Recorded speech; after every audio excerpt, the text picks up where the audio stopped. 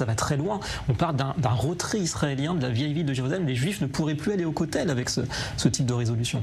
Ouais, ça paraît fou. On retournerait dans la situation où le pays était de 48 ou à 67, où la Jordanie occupée illégalement la Judée-Samarie, et donc la partie est de Jérusalem. Donc c'est revenir finalement à une violation aussi du droit international, puisqu'il faut rappeler que la Jordanie violait le droit international lorsqu'elle occupait la Judée-Samarie et Jérusalem.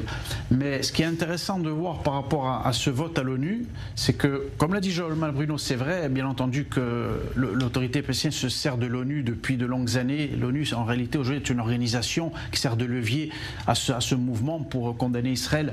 Donc, il l'utilise de manière systématique. Maintenant, factuellement, sur le terrain, ça ne donnera pas grand-chose, bien évidemment, malgré ce vote. Par contre, sur l'Europe, David, c'est intéressant. Sur le vote de la France, là où pour moi, il y a aussi véritablement quelque chose, la donne va changer au niveau européen, c'est qu'on va arriver certainement dans les années à venir avec un véritable blocus européen vis-à-vis d'Israël. Parce que pourquoi?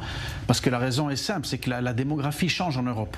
C'est-à-dire que les pays, un certain nombre de pays, dont la France aujourd'hui, par rapport à l'immigration, par rapport à justement les masses islamiques qui amènent avec eux cette haine d'Israël, cet antisémitisme, donc automatiquement les responsables de tous ces pays, même en Europe, sont obligés finalement d'aller dans le sens pour faire plaisir finalement à cet électorat à un certain niveau, et donc ils sont obligés d'aller sur une ligne idéologique et pro-palestinienne. C'est ça qui est dangereux. Et donc ça veut dire qu'il faut anticiper, ouvrir des usines d'armement, il faut se préparer à ça. Israël, je pense qu'Israël a tout intérêt justement à devenir de plus en plus indépendant, notamment sur l'industrie, dans un certain nombre de domaines, parce qu'on va même au niveau de l'Europe, je pense, vers un blocus européen qui sera... Vous croyez, vous, Jérémy